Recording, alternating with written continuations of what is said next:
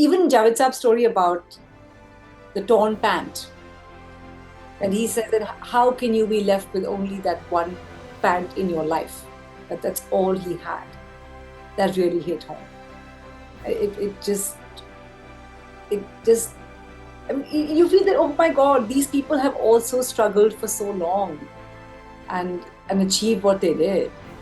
So that was, and even when Salim Saab says that, and honestly says that he didn't have it in him to become an actor. So it's Yeah. okay. It's also okay to accept that, you know what, I came here to do this, but this is not for me. I can't do it. It's okay to say I failed at that.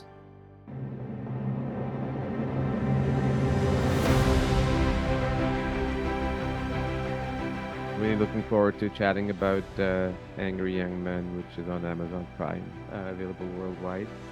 I had the pleasure of seeing it this morning in one sitting, Mhm. and I wasn't in any way disappointed, and it was more than I expected. So thank you so much for being involved in such a great story, much needed and much required after all these years. No, I think it was an honor for me to be a part of this piece of cinema history. I'm assuming you grew up with all the stuff that they have worked on, Salim-Javed, right? All without knowing that they had written it, because you never bother to find out who's the writer. So my mother was an avid Amitabh Bachchan fan. So I've Mm. watched, and not just his films, I've watched a lot of Hindi cinema growing up. But I didn't know that these two writers had written all these films, and I didn't know that I was going to be part of this project like so many years later. Yeah. Yeah, it's incredible. I remember it's kind of, and I know why you guys didn't include that film because the way the story panned out in the dog series. But the very first film, knowingly that I knew that I had seen of Salim Javed, and I still remember seeing Salim Javed in yellow fonts, was Mr. India.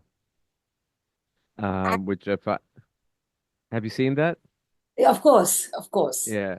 So But yeah, sorry, go on. left that out. It was towards the end of their partnership.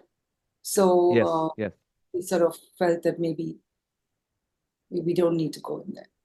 Yeah, no, it was the right decision. That's what I said. It was a great decision, but the fandom part in me was like, I was awaiting that, but it made completely sense because that's what the story demanded. Um, but yeah, no, hats off to you and obviously, I think the director's name is Namrita, is it? Namrita Rao, yeah. Namrita Rao. Amazing job in putting the story together. Just hearing from these two legends was remarkable. So, we'll get right into the film in a bit, but I would love to know what it has sort of made you who you are today, your catalyst of your story. My personal story, like or Hmm. professional story, or a bit of both. Well, whichever you want to feel comfortable sharing. Well, I've been editing for a really long time now, Hmm. I think more than 25 years, uh, mostly nonfiction, not much fiction. I used to be in Delhi for the longest time, and I moved to Bombay in 2010, as recent as that. Hello, are you Okay. frozen? Okay, no, I lost you in between. Yeah, Yeah, yeah, I'm there here. was. I, I'm here. Yeah. So yeah, I mean, becoming an editor, I think wasn't something that I had planned. There was no design there. I just I my first job was with Vinod Dua back in the day, I think in '92, and I started off as a young production assistant, really making more tea than doing anything else. But I learned a lot from there on, apart from making good tea. So I think I just naturally, and I was assisting the editors who were working on his project at that time. And I naturally sort of got drawn into editing. I don't have formal training. I'm not from the Film Institute. So whatever I am today and whatever I have learned or achieved is pretty much been on the job. I don't have formal training, and I think I just go by my instinct, which I think is fairly strong, and I like to believe in that. And that's how I approach all of my work, just from my heart. And what feels right to me. Amazing. Um, Thank you for sharing that. But what I'm trying to always figure out, because we all have our interesting anchor points or moments in life which kind of stimulate the career that takes its own path. Was there a particular movie, a particular, somebody that you knew who was in the industry? What ignited you to get into the industry? Not necessarily editing, but even being a production assistant. No, I mean, I don't think, I mean, I was what, 20, 21. I really was fairly clueless what I wanted to do in life. And I thought that, okay, something in media, something in this line might be, there was nobody in my family really who was from this background. So, Mm. but just something where I thought, okay, maybe something with the creative arts would be good. So I was literally standing at the bus stop, and there was this young girl next to me, and she said, "Oh, have you applied to the Sophia College in Bombay?"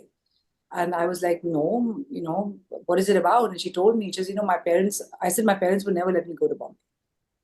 But she planted the seed. So I went home and I told my mom that, there's this course and, it's in Bombay. So she said, "Okay, well, go sit the exam."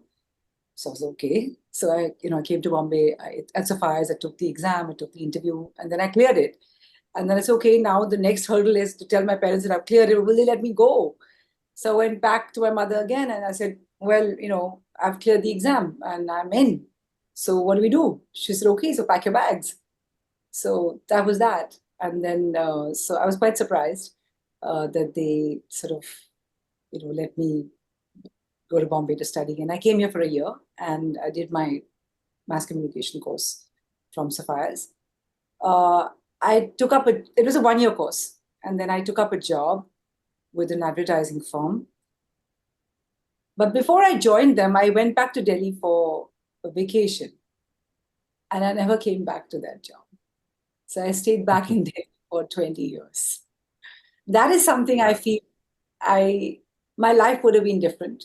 I would have been different. My career path may have been different had I stayed on and done that job. We may not even have been in conversation today. I don't know. But it was a decision I took at that time. You can look back and say that, okay, maybe I shouldn't have, or, if I had stood there and done that, and, these things happen. But there's no point, living your life in regret. I took a decision and that's fine. But when I continued to work in Delhi, I did tell myself that I have to go back to Bombay because this is not the place. But it took me 20 years for various reasons. And finally, my husband and I and my kids, we moved in 2010, very, very late. But then I Well, say, sorry, go on. I mean, I was 40 when I moved back, and Hmm. you're really having to start life again professionally. So, I mean, but how I look at it now is that, okay, it wasn't late. It was the right time then for me to do it. So you can, that's your destiny, that's your journey, and there's no point fighting it. I was ready to come back then, and I'm glad I did it then. Maybe not, maybe it wouldn't have been okay if I came back early.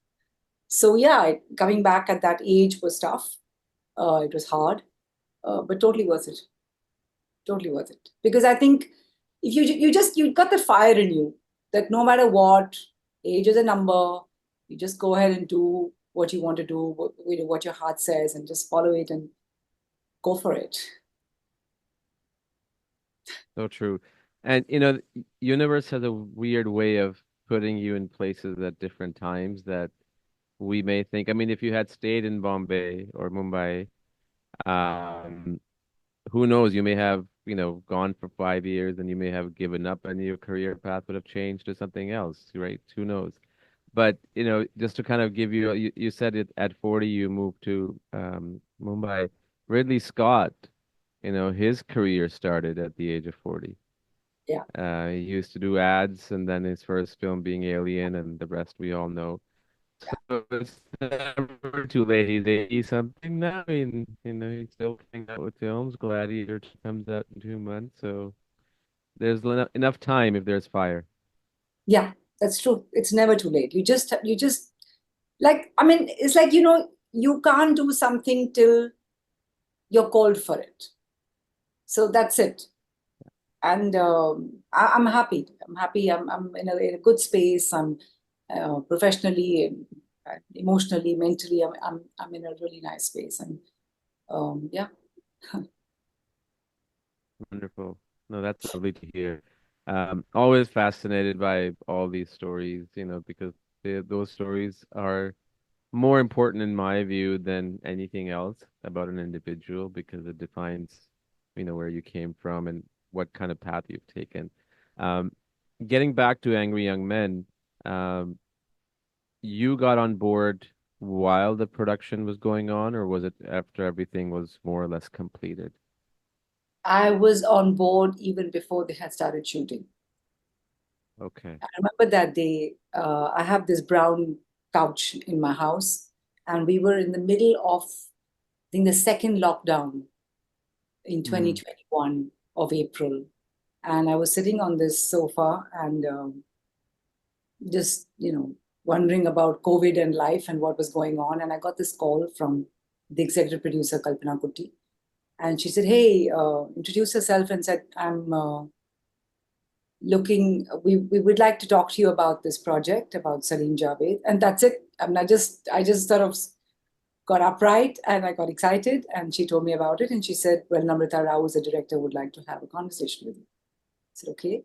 So we scheduled a chat. And the only thing I told Namrata was, I said, whatever I do is just from my heart. Which is what I told you before. It's my instinct that I follow. And that was that. I think we hit it off. And I was on. And it's only then that they started shooting, which was great actually. Because while they were shooting, the material was coming in for me to watch. So it was a simultaneous process. It wasn't like they'd finished shooting and then I had to start watching everything. So it was great. It was, and we could have more conversations about what was being shot and things. So, um, and it's a rare thing. Rarely do people get editors on board before they start shooting. It's generally mhm. halfway through, sometimes once they've finished, which is late. So here I was very fortunate, and it was a good thing that they brought me on board when they did. Right. Yeah, no, it is. I mean, I know that whenever I start working on a film, it's pretty much either halfway or, towards the end. But especially even for a doc, like it's until everything has sort of been shot aside from some pickup stuff. So, but it shows. I mean, you said the key word heart, right?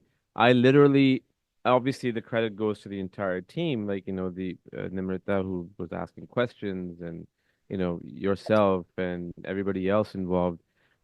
You, I kid you not, I felt that I was sitting among each and every one of them when I was watching it. I don't know, to be honest, if it has anything to do with the fact because I grew up with them or a combination of the way it was told and that.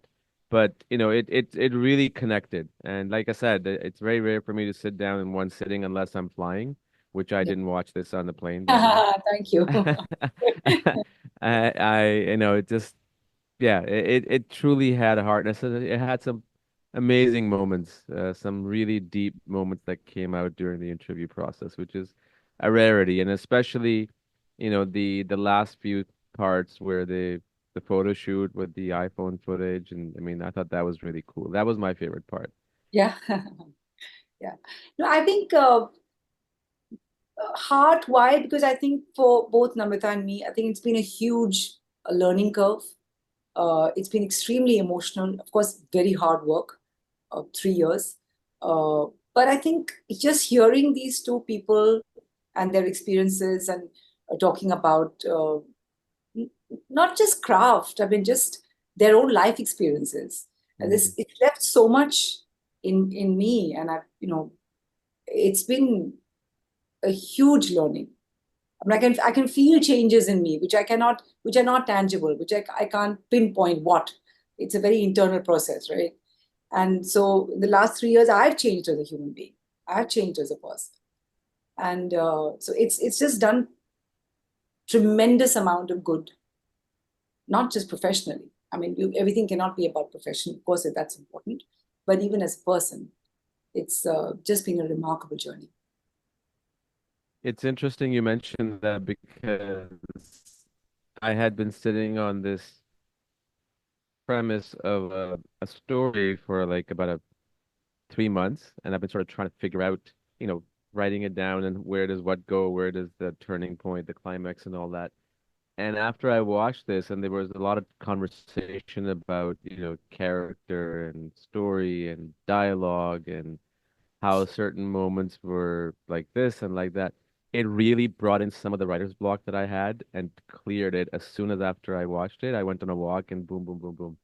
It's Yeah, amazing, like the amount of, I mean, imagine, I can't even imagine how much you learned because you lived and breathed yeah. for 3 years, right? So yeah, and I don't even know Salim Khan was an actor. I had no idea that he ever I, acted. That was news to me, which is really cool. yeah. The one thing that really hit home, what Javed Saab says is that कल जहां दीवार थी uh, आज दर देखिए. So that is what I think has been my journey as well, that you just have to keep at it.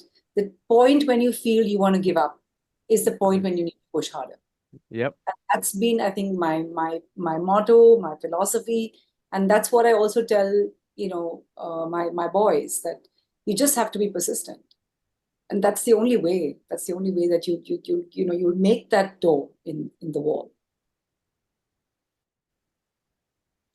Imran Khan said it. You only fail when you give up, Yeah, yeah, right? That's pretty much it. You only fail. It's a very simple line, but it's a very deep line that you only fail when you give up.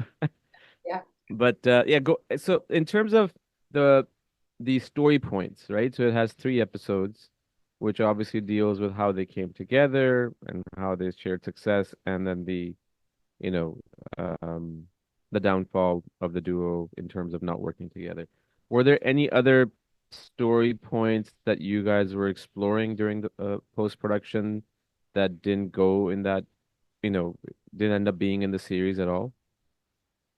Well, I think we hit most of the bigger plot points. Of course, there were Hmm. smaller stories and anecdotes which were lovely, but Right. make it um, because it was taking the story in another way, on another path, which was slightly, maybe meandering. Uh, they just didn't find their space. But of course, there were other films, some of the other films that we didn't go fully into. They did 24 films, so how many can you Yeah. explore? So we did pick up, the bigger ones and the ones that um, definitely needed to be discussed and analyzed. But largely, I think what we left out were more anecdotes and um, life experiences and smaller stories, but not bigger points in that sense. Was there any coverage done? And I know I asked this earlier on Mr. India at all, or that was never even touched? No, no, not touched, not touched. Okay, that's fine. Yeah, sorry, I'm just going sideways here. Had you seen any of the films? Well, did you rewatch those films as you were about to go into post-production? The ones that they were, like Yes, Sholay, I Diwar. yeah, yeah. I mean, honestly, I knew these films really well because I watched them so many times. So it wasn't like, but I did go watch a few, particularly certain scenes. Mm, Sholay, Diwar, Zanjeer, I watched. Um, not entire, not full films. Not the other films I didn't watch fully, but certain scenes for sure. But like I said, I knew these films really well.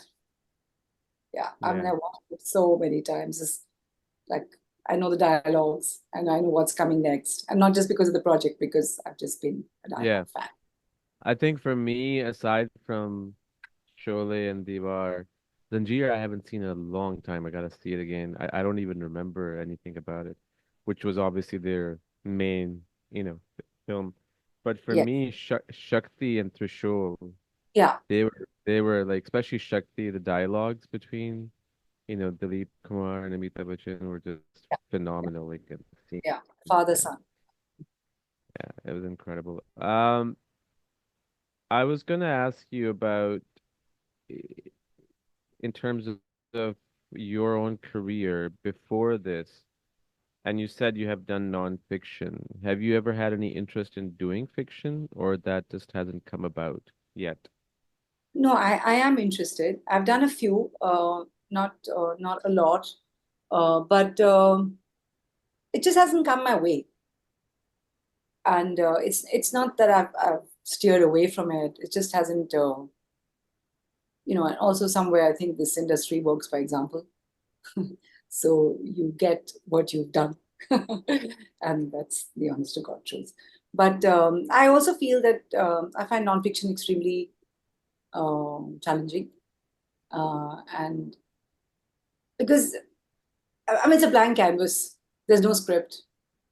Um, Yeah, it's there's a fun. structure, there's a thought, but you don't know what your first shot is. You don't know where you're going to start. You have no idea. Like even in Angry Young Men, we didn't know that we were going to start like that. We had another opening, and then the opening kept changing, and it just evolves from the material. As you watch it, you say, "Oh, this is better. Oh, this Yeah. is the next day it's rubbish," and then you find something else, and finally you get what you've really been looking for. Unlike fiction, where it's sort of more structured, there is a script, which of course, there also you play around and you move the pieces depending on what's working better. But no, I would love to work on fiction. It's not something. I mean, I don't see that why we have to be boxed in. That Yes. you're an editor who does only documentaries or you only cut ads. Editing is a craft. It's a skill. You're a storyteller at the table. So it doesn't matter what you're doing and what format, what genre, it doesn't matter. But So I will, sorry, go on. no, please I was carry on. saying I will say this that if you are a, a non-fiction director or editor or, writer, producer, but specifically director and editor, it's easy to go into the world of Fiction.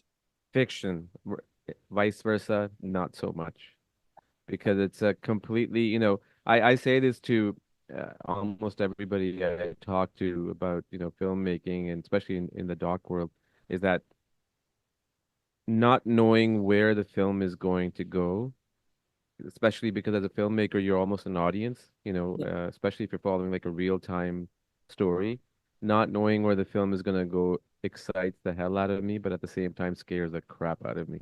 yeah, And that's what it is. And yeah, that's what's so exciting. Like you said, the challenge, it's just such an exciting thing that you have these multiple emotions going on, not sure where this is going to go. And then you become an audience member essentially. yeah.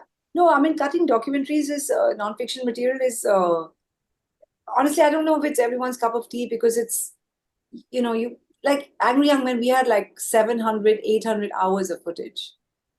I mean, that's I can a imagine. lot to go through, to make sense of, to cull out what you need, to sift that out. It's not easy. It's hard work, and you just have to keep at it and keep watching the material time and again. But so, like you said, the transition from fiction to non-fiction is tougher, but vice versa. I mean, the other way around is it's much easier because you just you have a structure to work with.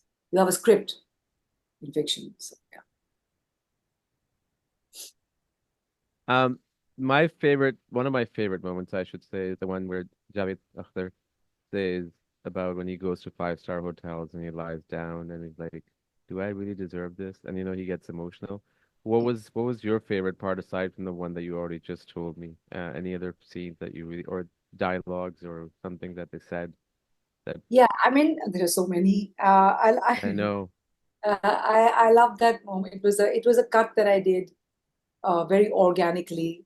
It wasn't something that I thought of a lot. Whereas when Salim Saab is sipping his tea, and mm, it cuts to Javed Saab sipping his tea, there was something that was just like, and they're sitting in two different spaces. But I found that interesting how, you just brought them together, even though physically they're not in the same space. So for me, that moment was, it was, of course, it was a cut that I did, and I enjoyed that. And otherwise, in terms of moments, of course, even Javed Saab's story about the torn pant, and he Mhm. said that how can you be left with only that one pant in your life? That's all he had. That really hit home. It it just it just I mean, you feel that, oh my God, these people have also struggled for so long and achieved what they did. So that was, and even when Salim Saab says that, and honestly says that he didn't have it in him to become an actor. So it's Yeah. okay. It's also okay to accept that, you know what, I came here to do this, but this is not for me. I can't do it. It's okay to say I failed at that. And and then I'll do something else or find something else that is my skill set. So when he says that I didn't have the art of projection, so you just stop. It's okay. So of course there are so many moments, and Right. the ending for me, even when Javed Saab talks, when he reads out that Yeah. the part from the forward in Tarkash, that was lovely. Like, That that was yeah, what have you achieved? What have you done? Have you hugged someone who's an enemy? Yeah, and the enemy's child. That was my favorite part. yeah, yeah. You know, that was, I mean, Which that's actually, you yeah, you look around the world right now, imagine saying that to someone about their enemy, right? With what's going on. I mean, yeah. I don't know if many people would react positively to that, but it is so important. It is so important because it's not even for them, it's for you. It's about your own existence, right? And Um, also for the humor. I mean, the opening line of Salim Saab where he says that I should get a call from Hollywood. So, I mean, and I think what really works also is, when you are able to make people laugh and cry and all the and maybe angry. So all the emotions, they have to be there. That's when you engage an audience. So humor is as important as it's also an emotion. So it's important to laugh. And when Javed Saab says, left profile itna bura bhi to nahi hai, when he gets a call from his wife. yeah. So there's such endearing moments, and these are all candid moments. It was like, I mean, the camera just is rolling, and his wife calls, and this conversation is just recorded organically. Nothing is set up, and we tried really hard to use as many moments like these as possible. Of course, there were some that didn't make it, and I feel bad, but there was only that much that we could put in. Well, those are the moments that actually connect the audience to the larger picture, right? Like that, those moments where they can relate, I have a wife who would probably do something similar, or I have a brother who will probably do something similar. Yeah, I think it's a great way of, bringing your audience in and just, then obviously the rest is done by the story and the yeah. the interviews and everything. Um, do you remember the first screening you guys had? Whether if it was public or whether it was with producers, or and obviously yourself and the director. Yeah, we did a screening for the producers. Um, I mean, there were multiple screenings, of course, because during the process of the edit, where we hadn't, of course, sorry, finished it, but it was still in its raw stage, and we were sharing it for feedback and things. So we did have some certain structural changes that we had done based on their feedback. So episodes 1 and 2 were sort of re-edited, re-looked at, restructured. Um, our episode 1 and 2 were slightly different in our initial cuts, and then we um, worked on that again. And I'm glad we did, because it's much better now. Then yeah, I mean that's a whole process actually, because when you're looking at material and then somebody else Yeah, looks at it from a slightly objective view, then it's a collaborative. 100%, 100%. You can get so lost in the editing because you haven't distanced yourself from it. And either you come back to it after like a couple of weeks or you have a fresh set of eyes look at it. It makes such a big difference. I mean, there are times when I was watching the material. I used to just, you see that blue sofa there? Yeah. Yeah. So I used to often sit there in that corner and not often, like almost every day till the edits actually started. I used to tell my assistant that, okay, you know what? Just play the interviews. And I used to just sit there and just watch them, hear them. And like each interview was about 4 to 5 hours, and they've shot them 7 times each. So we're looking at about 70, 80 hours of just Salim-Javed. And I should just Mm. hear them, just let it, be a part of my being, my body, just absorb what they're saying. And there have been times, like the pant story or this, the other one about the struggle, the breakfast trolley. I used to just sometimes cry. It was just, and I sometimes I feel like editing is also till your director comes in, you're alone, and it can be a fairly intimate affair. It's like you're having an Yes. affair. It's really like that. It can be so private. Um, yeah, you're just with romancing with all the rushes that you have. It's just it's another feeling. No, I understand. I get it. It'd be really cool. I don't see that happening, but those 70 to 80 hours of interviews, if they were turned into some sort of a podcast series, that'd be really cool to hear. I would listen to it for sure. Yeah, yeah. I mean, there is so much stuff that hasn't made it to the cut that you wonder that okay, it's there. What do we do with it? Yeah, hopefully one day, hopefully. Hopefully. Um, what are you working on next, if that's something you're willing to able to talk about, or you're taking a break for now?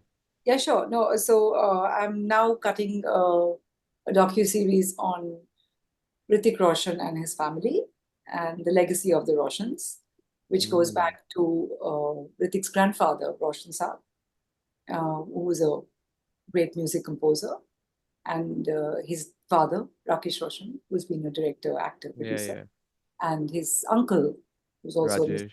yeah, Yeah. Rajesh, and then Hrithik himself. So that's a four-parter that it's on his last leg of the edit. So I'm just So finishing. probably this year, you think, or next year? Probably early next year, maybe Jan, Feb sometime. It's on Netflix. I would love to see that because obviously, again, movies like Khuddar, Kale, Yeah. um, I mean, the one that start with K. I mean, there's so many of them. Uh, but the one that I remember is Khuddar and Kale, especially Kale. Khud Garz. Um, Khud Khudgar's, Yeah. and then there was, I Kamchor. think, Karan Arjun, which I didn't like, Karan but Arjun. uh, Yeah. but uh, but oh, Krish, of course, Krish, you Koi know, Mere Kya Kaho Na Pyar Hai, which is Hrithik's yeah, yeah. first. Yes. And also I didn't know this. I stumbled upon something recently. How when you're going through the wonderful social media feed, I saw an interview of Hrithik Roshan. I think he was on the set of Kabhi Khushi Kabhi Gham. I'm guessing it was UK. And he was talking about how his father was shot point blank. Yeah. Yes. I was Yes. like, whoa. Yeah. So I'm sure you guys are gonna tap into that part of Yes. you know, Yeah. It's that there. was crazy. That was crazy to know. Oh, Khoon Bari Maang. That's a great movie. Bari Mang. Yes, with Rekha and Kabir Bedi. Yeah. Yes, that was a wonderful movie. Oh, that's exciting. I'm looking forward to that. I'd love to see that. That's really, really cool. Yeah. Thank you. Yeah. Um, Anything else you want to add, Geeta? Any message, any thoughts? Anything. Mm, Can be about anything. can be very. There is so much. I don't know. Um, I don't know. Maybe if you point me in a direction, it might be easier. Let's see. Okay, so maybe we're gonna transcribe into a different conversation now. What are some of the movies that you like, whether they're from Hollywood, India, South Korea, Japan, wherever, England, that you have Uh, sort of grown up with? there are so many, so it's hard to say. But what I can say is the kind of movies that I like, or the kind of shows that I watch, are a bit on the darker side. The more twisted, the more fun. Um, that's my space that I watch a lot. I don't watch a lot of rom-com. I don't Yeah. watch comedy. I don't watch horror. But like action thrillers, uh, twisted stuff, uh, crime, true crime, um, docus. That's my space. Um, what else? Well, it's kind of like how Javed Akhtar said that unconsciously we're attracted to the dark side. Yeah, yeah, yeah. And it's true. It's very, very true. Because, it's funny you mentioned that because, when growing up, like I probably was never into the darker stuff, but now it's like I prefer that Yeah. because, like movies like Godfather, where it's a mafia family, but you still, relate. You kind of cheer them on, like you want to, root for them and with their story. But yeah, it's great that you're into that, and I think that's what as you get older you relate to that stuff more, not necessarily their profession, but just Yes. their darker side and their inner stories and everything. There's one thing that you said, if there's anything that I would like to say or a message, is something that I would like to, if I could address editors who are younger and wanting to come Sure. to a place of maybe doing nonfiction or even fiction. I think the one thing that is important, of course, is discipline and to be organized. I mean, because sifting through these number of hours of footage can be very intimidating. It can be scary to a point where you say, okay, you know what, I can't do this. I'll walk away from it. But the thing is uh, to break it down, to keep breaking it down into smaller, smaller, really small bits.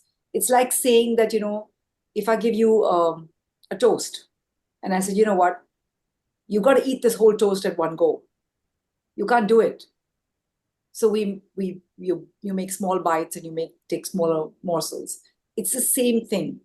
You have to keep breaking your material down into such tiny bits that those bits then start making sense. There's no other way of doing this. So when I get these rushes, I feel totally unfazed. And there are people who just run away. A lot of my assistants also, oh my God, how are we going to do this? Kaise hoga? But I was like, ye ho jayega. There is a method to this madness. So when even when Angry Young Men came, my assistant Kashyap, he's a great boy. Uh, we said, okay, what we'll do is we sat down on the floor here in my studio and we put out this big paper, like a big chart paper, many chart papers. And we started breaking the material down into what I called thematics. And we broke it down into like, okay, we have themes like arrogance or success, and then of course there were films like so broke it down to Sholay, Diwar, Zanjeer, so on and so forth, or talking about their relationship or their struggle or their childhood. So we made these little buckets. Then we said, okay, what? We're going to run out of paper. So we can't do this like sitting on the floor here. So we converted that into an Excel sheet. And if I show that to you, I mean, it's mad, but it really helped. And then I mapped that Excel sheet with my timeline. So whatever was there on the Excel was on my project. So Mm. similarly, I had thematics in my timeline. So I had like, I don't know, hundreds of timelines which had themes. And that helped us in pulling stuff out instead of searching for things, because you spend all your energies in searching for things, and then when are you going to do the creative stuff? So that is something which I want people, younger people, assistants, associates, to know that there is an organized method to do this. And once you arrive at that, then it's child's play. Thank you so much, Geeta. This has been great. I really appreciate your time. Your work is remarkable in this three-part series. Thank you for your time. Thank you.